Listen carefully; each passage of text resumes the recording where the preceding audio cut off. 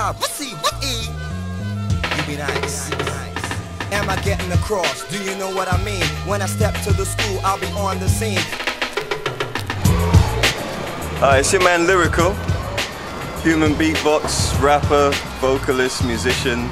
Would you class yourself as an MC or a human beatbox, or is it separate, or is it all the same? It's all the same. At the end of the day, you know, I'm a vocalist and I can rhyme. And hello.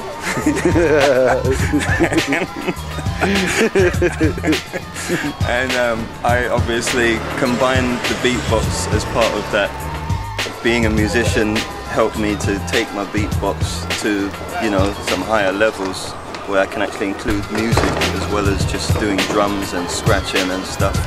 So, you know, a lot of other beatboxers try and do that, but it actually teaches me not just how to put sounds in it, but I use my vocal skills. So I mix and blend the whole thing, and it's all one performance. So I'm taking it to where I feel I want to, you know, I'm comfortable showing it off to people. Yeah. And it's not really about just being beatbox, where some people don't even know what that means, or other people think that's just a hip-hop thing, you know, and it's not a musical thing. It's about music. So I take the beatbox to that level, bring in the vocals, bring in the rhyming, and my rhyming is all freestyle. So when I'm rolling, I'm giving people, you know, real subjects. You know, I give them a show, like every time I can steer it and control it as to what I'm feeling, what people ask me about, whatever the subject's about on the day. So that's what I'm doing. It's a bit of a vacuous expression saying, oh, the old school, because the old school could mean a lot of different things. But would it, like, from when you were, when you were early on in your career and compared to now, how do you feel about, like, creatively? Like, a lot of people feel they have to be a certain way or express themselves in a certain way. Well, there's a lot more pressure on people now because you've got a branch where, you know, you've got like the UK sound with all the Grime MCs, and, you know, that's become their stamp. So, you know, and there's a lot of pressure on guys who live in the UK to actually be part of that movement. Yeah. And then there's people like myself who, I'm just straight, when it comes to rhyming, it was hip hop. Yeah. You know, people say, can you know, spit grime or whatever, and, you know, there's a tempo difference. I can up my speed and flow over the tracks, but it's still a hip hop flow. Yeah. But that's where I come in. You know, I pick my own path. I never was part of any particular crew or group or gang. You know, they do what they do. Yeah. And a lot of people feel the pressure of the Americans where they want to be, you know, you have to put up your UK flag, and, you know, that's where you come from, so you're trying to show your background, be original. That's cool as well, as long as you don't actually, like, forget where you came from. Yeah. Because obviously, you know, the hip-hop roots, all the old school stuff, all of that whole debate, that's the whole foundation.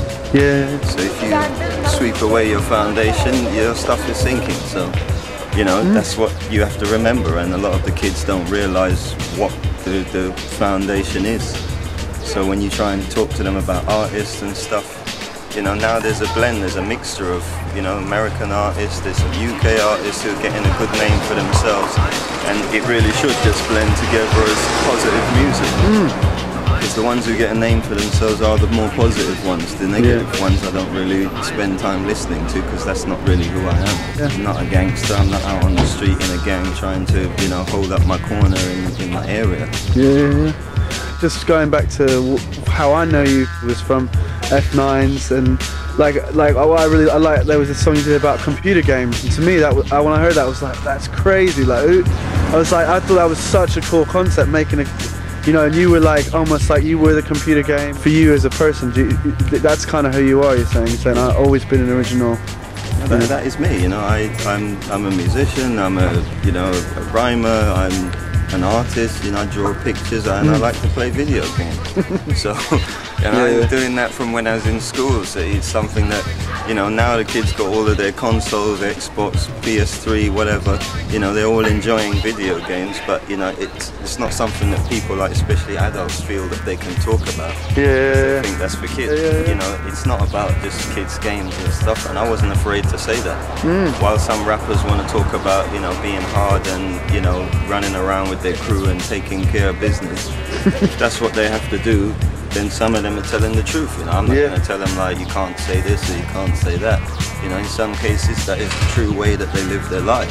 they want to put pen to paper and show you that, then fine, you know. But for me, I'm just different stories I'm bringing. I will tell people about, you know, my artistic mind, the way that I think, and come with ideas like video games in the arcade, you know. I'm not afraid to do that.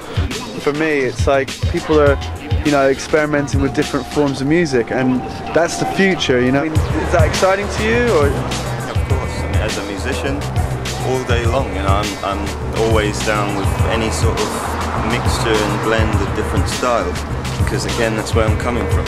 Because at the end of the day, hip hop isn't just about, you know, like DJs scratching and cutting up break beats and some break dancers on the stage and some graffiti on a backdrop. You know, you've seen that in some of the films, the old school stuff. That is your foundation. But it's developed into a worldwide thing. It's a whole different ball game. Like people like Eminem, he opens his whole life as on a book. You can see everything, and he's telling you about his personal problems, his weird ideas when he's going mad, you know, and what is he going on about. But he's not actually limiting himself to some sort of hardcore hip-hop beat. Yeah. He will access, you know, all sorts of weird, funny, funky, strange beats that, you know, people will listen to and they can get into. And, you know, why can't you have a beat that actually supports that? You can't have a dark beat that sounds like I'm just gonna kill her, man. You're making jokes on top of it. So obviously he's mixed and blended all sorts of flavors, and he's not worried about boundaries and this is hip hop, that's not.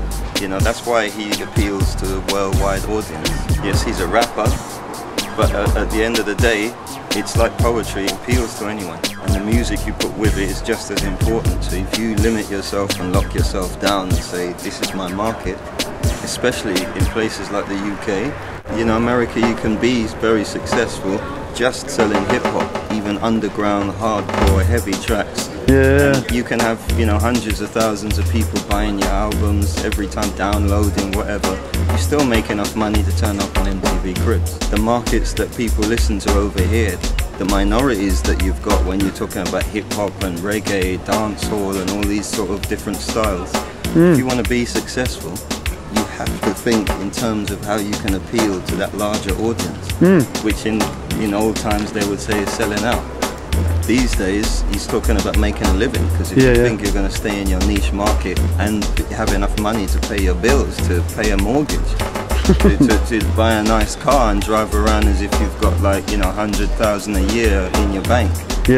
How is it going to happen? Who's going to pay you that money? Nobody will know about it. Where's that market when there's not a market enough big enough that you can tap even half the money to buy a car?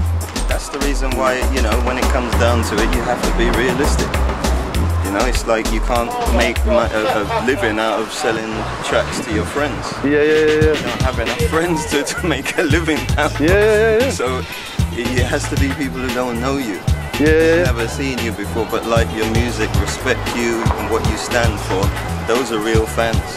And when people like that want to pay to see you in a venue, and want to, you know, if they see you on TV, they appreciate what you do, and they want to buy your product, then you've got a chance of doing something, but not in your niche market, because who is going to know about you? So you would be starving. And then you'll be doing a 9 to 5 trying to support yourself, because your music, what you love to do, is not giving you enough money from it. Mr. Lyrical just dropping some live stuff down with the Kool Skool, East London, you know, and it goes something like this.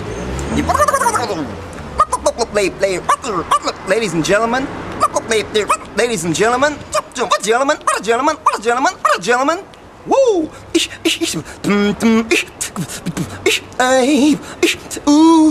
Yeah, for the Kool Skool, Lyrical,